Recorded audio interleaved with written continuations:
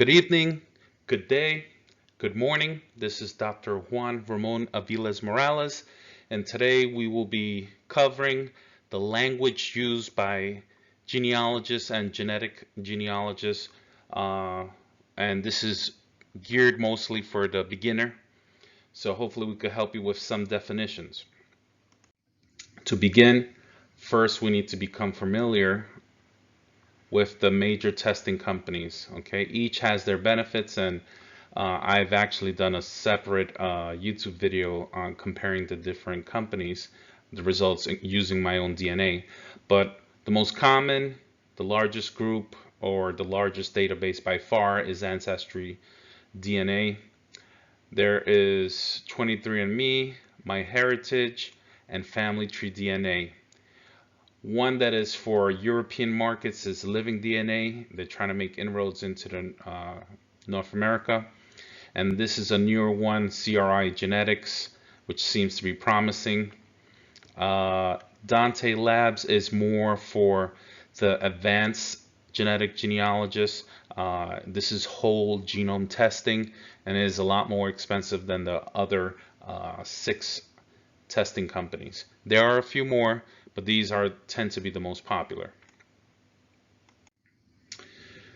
Another term we need to know is admixture analysis, or just for short, admixture.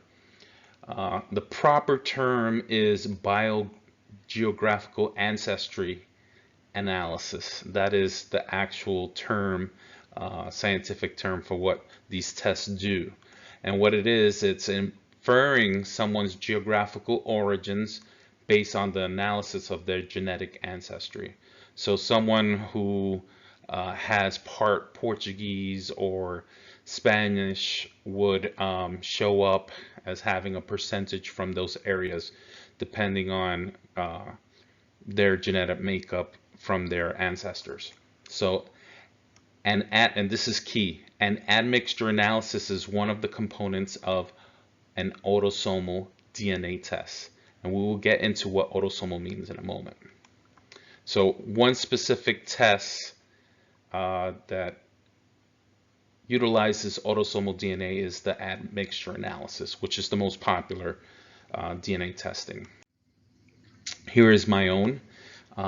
You can see that by far the largest admixture that I have is Portuguese, which is quite shocking for me. I did not expect that.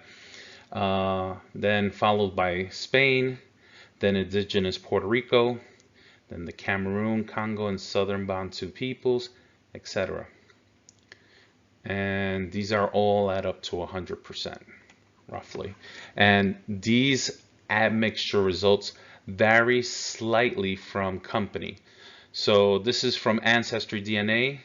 In another YouTube video, you can see my results on MyHeritage. I also did them on, and I didn't repeat them. I actually just uploaded them from my Ancestry results. So I didn't pay extra. So I also compared to MyHeritage, 23andMe, well, that was my cousin, and Living DNA, and what was the other one? Living DNA, Family Tree DNA. There we go. So the unit of measurement to determine how closely related people are is the centimorgan. You will see a lowercase c and a capital M. Okay, and the official definition is a unit of recombinant frequency, which is used to measure genetic distance. It is often used to imply distance along a chromosome. So here I have my family who have done DNA testing, and we have here my maternal aunt, Alicia, and I have permission, by the way, to share this, who shares 2,000 centimorgans across 69 segments of DNA. So this is a high number. So from a parent to child, you will see about 3,500. And then you'll see from siblings, it starts coming down. So this is my paternal uncle, and he shared with me 1,722 centimorgans. So that's, and that can vary. So these are two equally, if you look at it, relatives. They're my maternal aunt and paternal uncle. And this is my brother. We share the same mother, but we have different fathers. And we share approximately 1,564 centimorgans. This is my nephew, son of my brother, and he has 896 centimorgans shared with me. And then here is my cousin. He is my first cousin. We share the same grandmother and grandfather on my maternal side, and we share 808 centimorgans. And this is my uncle, who shares the same father as my mother, but has a different mother than my mother, that's a lot. That's kind of confusing. But anyway, this is my maternal uncle, who is a half sibling of my mother, and he shares 789 centimorgans with me. So as you can see, as you go further away from your family line, the amount of centimorgans goes down. The higher amount, the closer the relationship the individual has with you. So what is DNA and where is it found? Okay, DNA is a molecule. It's a nucleotide. It's in the shape of a double helix. This is, as you can see, this is one strand and this is another strand. So, and in the middle are the base pairs, or the nucleotides, that consist of the A, T, C, and G letters, if you will, when you look further into DNA. So this is the blueprint of life. This is where you have information stored for what type of proteins your bodies will produce, and it determines phenotype. So this is the blueprint of all life. Where is it found was the other question. Well, it's found inside our cells. So if we look at this, this is a typical animal cell. You will see different structures within the cell. These are called organelles. You have the mitochondria, you have the nucleus, and inside the nucleus you have the nucleolus, which contains the DNA. So here we go. Here's the nucleus, a larger picture of it, and in the circle you can see the nucleolus, and that's where the DNA is located. So then we have a chromosome. Chromosome is like in an X shape, but these are actually two chromosomes together. And question is, why do we have two chromosomes, or a pair of each chromosome? And that's quite simple, because we have two parents. So one is given to you by your mother, the other is given to you by your father. And they're stuck together with a structure that we'll go over in a moment. So here's the DNA. And the DNA is these little squiggly lines. It's like a yarn. And that is, if we magnify it, what DNA looks like as a molecule. But it is within the chromosome, and it's tightly wound around structures called histones. We'll get to that in a moment. So here, this structure is called the centromere. That's what keeps the two strands pretty much stuck together, and they separate later when the cell is dividing. So here we go. Autosomal DNA and sex chromosomes. This is very important. This is something you need to grasp. Autosomal DNA are the 22, notice, 22 base pairs, or excuse me, 22 chromosomes that have nothing to do with determining your sex. So let's count. There's 1, 2, 3, 4, 5, 6, 7, 8, 9, 10, 11, 12, 13, 14, 15, 16, 17, 18, 19, 20, 21, 22. All those 22 are what we call your autosomal DNA. That's the majority. That's what Ancestry DNA, MyHeritage, Family Tree DNA testing look at. Okay, That's what your admixture comes from, all these over here. Now this little pair over here is your sex chromosome. And you will notice one is small and the other is large.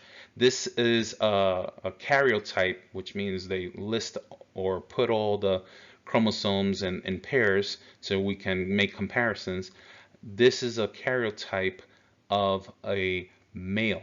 Okay, this is the X, this is the Y. Okay, if it was a female, they'll be just as long, so that'll be XX. And certain testing companies like 23andMe and Living DNA, they test also for the sex chromosome. So you'll get your Y chromosome in the test if you're a male. If you're a female, they won't have any information for you. So again, to summarize, sex chromosomes are the 22 pairs of chromosomes that have nothing to do with determining your sex. They have everything to do with other functioning, such as phenotype and etc. And again, these are the 23rd pair is what determines your sex. So there are other types of DNA. Inside the cell, we talked about the DNA found in the nucleus. We went over that. That's the autosomal and the sex chromosomes. But then there's another structure here called the mitochondria. And according to evolutionary biology, it is thought that the mitochondria at one time were separate organisms. They were bacteria that made it inside the cell. They didn't get eaten up and actually started helping the cells and the animal cells or the or the larger cells, if you will, that it provided a function, it became symbiotic, and eventually they became part of the cell. And they still retain their DNA, which is circular in nature. And this is very important in the sense of determining maternal heritage. So here we go. There were some individuals that had problems with their mitochondrial DNA. They developed a condition, and we noted that when this individual had a mitochondrial defect, if it was a female, all her children would have that defect. So we noted, let's say this individual grew up and has the condition and married a normal or a person without the condition, all the children from that pair will be normal. So in other words, the male did not transmit the mitochondrial disease to his offspring. So that's how we know that the mitochondrial DNA is passed on from mother to her offspring. And rarely, that's another topic, but mitochondrial DNA about 99% of the time is transmitted from mother to her children. There are some rare instances that you may have a father transmit mitochondrial DNA, but that is quite rare. Okay, another website you need to really know if you're going to be doing genetic genealogy and comparisons is GEDMATCH. GEDMATCH.com is a website that you log in and you upload your raw DNA from the testing sites. I did a YouTube video on how to do that with Ancestry DNA and explain how to do matches. You can look up our other YouTube videos and you can see how to work GEDMATCH. But GEDMATCH, you're going to hear that often if you do comparisons, and I'll show you what a kit is. So when I uploaded, this is my name, here I am, Wannabelas, this is my account, I took a picture of it, and this is my kit number. So it's A614918. That is me, that is my DNA code. Someone else who wants to see if they're related to me or we share a common ancestor, they will go to one of these one-to-one comparison with autosomal DNA, and you enter my number and your number. You click go in here and put them in, and you get a comparison made via their algorithm, which shows if there is some common ancestor, or if there's none. You'll see it to a certain the breakdown when you try that. Another is knowing a family tree and genealogy. Here is the family tree of my grandmother. Everyone on this page is deceased, so I don't have to seek permission. So my grandmother, I created this tree on familysearch.com, and I was able to download this information into a file, which I will get into in a moment. So forming these trees and uploading documentation to prove your lineage is very key in genealogy. And it goes hand in hand with genetic genealogy too. But just know this is a tree demonstrating the genealogical connections with ancestors.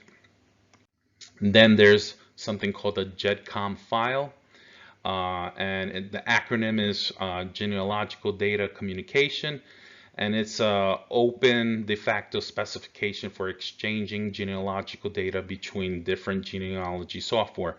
In English, that means it's a file that allows you to upload or save your tree and transfer it to other websites and other software that utilizes GEDCOM files. So you're not stuck in a particular website, you're not stuck with a particular software. It's interchangeable. And this was actually developed by the Mormon Church. Well, that concludes our discussion. I hope you guys will go and subscribe to our channel on YouTube channel. And if there are any questions, please feel free to contact me. You can do so at tainodna@gmail.com. Or you could visit us on our Facebook page or Facebook private group, and we have discussions about genetic genealogy and genealogy in general in regards to the Taino Nation. I hope this was a benefit to you. You all have a good day.